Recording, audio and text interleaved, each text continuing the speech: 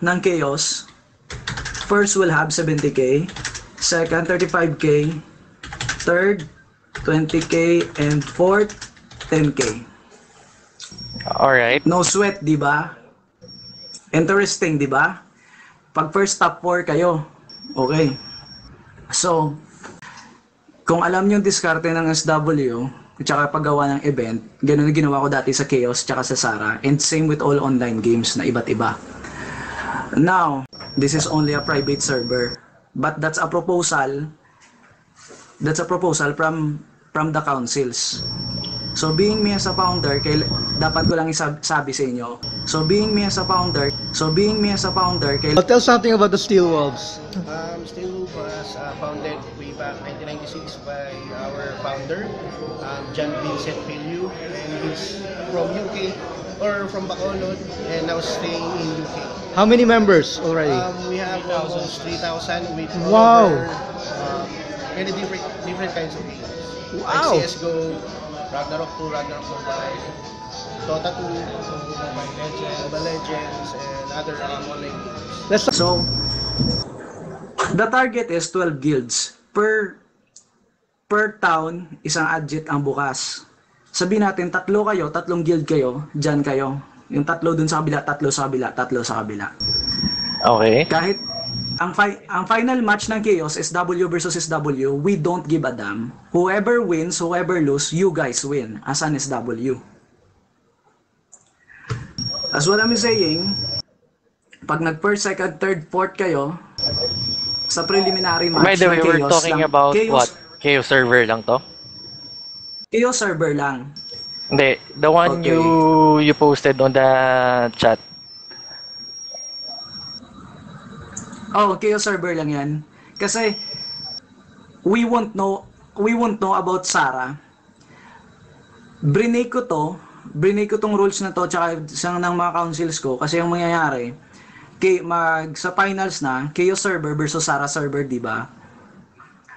Doon lang ang BRO magbibigay ng price ng 70k pag nag-clash na ang Chaos tsaka Sara. In short, ang top 4 or adjit lords ng Chaos, wala kayong mapapala ni One Zenny, di ba? And all of you were aware of that. Wala kayong price based on mechanics. So, yung first 70k, teka, medyo magulo kasi. Sige, clarify nyo, okay lang. Galing pa ako night shift, medyo dizzy pa. Kaya, sige lang.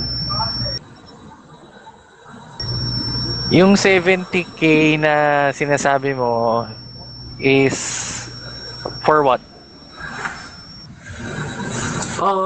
It will came from SW Empire.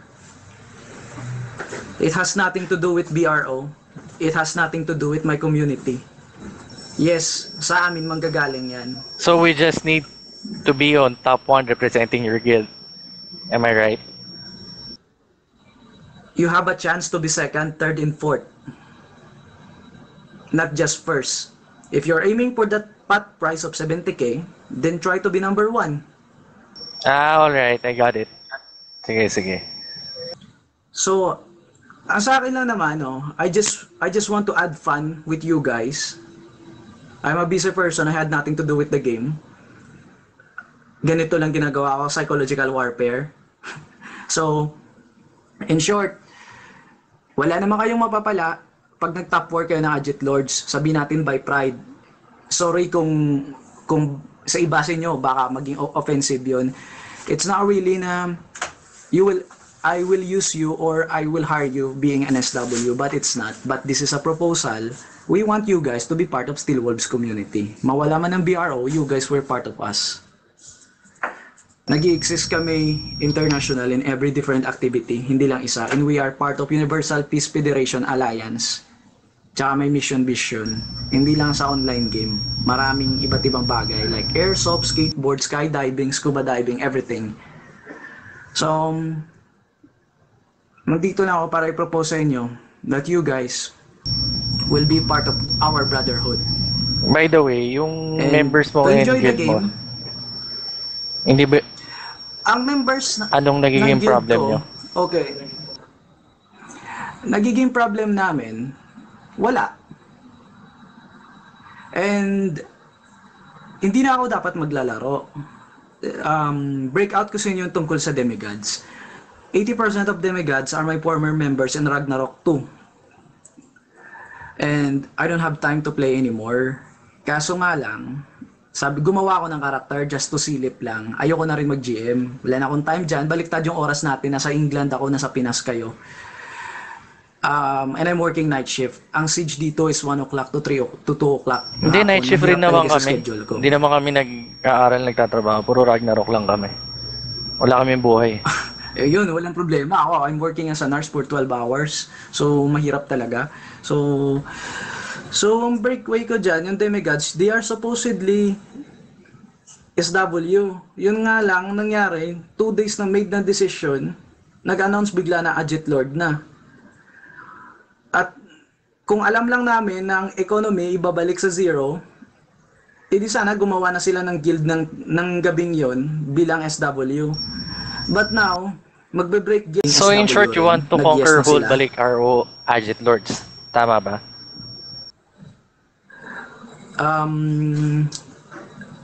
Actually gusto ko itira yung Gaijin.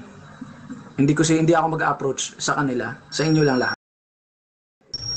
Alright. Sige, kung tanggalin natin yung proposal ko, my question is, anong mapapala nyo? Wala naman, di ba?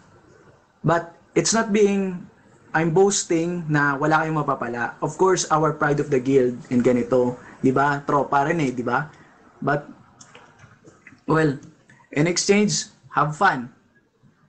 And kung hindi kayo madala sa first, second, third, and fourth, the reason why kumakalat ang maraming Seltran, sa hindi nakakaalam sa inyo, this is the news. Sa first, second, third, and fourth, sabihin natin hindi kayo nadala dyan. Okay. Ano ang benefits na makukuha nyo? Wala kayong pakialam dyan sa first to fourth na price kasi nalaglag kayo eh. So no hard feelings. But, yung 4 na nag-top 4 sa part natin, hindi rin sila makakuha ng price ng another event ko, which is Seltran versus Seltran. I'm going to contact the admins ng BRO mismo para i-arrange yung event para mas madali. But another problem, you have to use a character name, Seltran. I'm so sorry, this is not from me. This is from the council. Being a founder, I just need to say this. Being a founder, I just need to say this. Being a founder, I just need to say this. Being a founder, I just need to say this. Steel was founded way back 1996 by our founder, John Vincent Filio. So in either way, you guys were here, your councils, thank you sa time. Wala akong mapapala dyan. Watcher. Sige, by the way, you were guys the will have founder and the benefits. owner of Steel Wolves, right? Yup. You guys can add me on my FB. Kung hindi pa full. That's my email. That's my first name, IGN sa PRO before. That was 1999. Beta. And then I flew to Canada. And I've created a bus club and community of SW as well. So lahat ng SW makikita nyo online game and any gaming community and activity, that's from me. I see.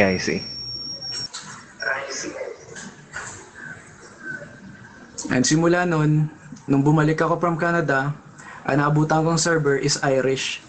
But Udin and Sarah came out. And then sinerious ko yung Sarah. That's the first time na may Seltran the Dread. Akong unang-unang Seltran. Anong meaning daw ng Seltran? At the end of the day, in favor sa inyong lahat. Wala sa akin. Ang magiging kalaban nyo lang, the rest of the players of Chaos. Na kung sinong magiging SW. Okay. Ganun ang tactics namin ever since. May questions kayo? Go on. I'm done.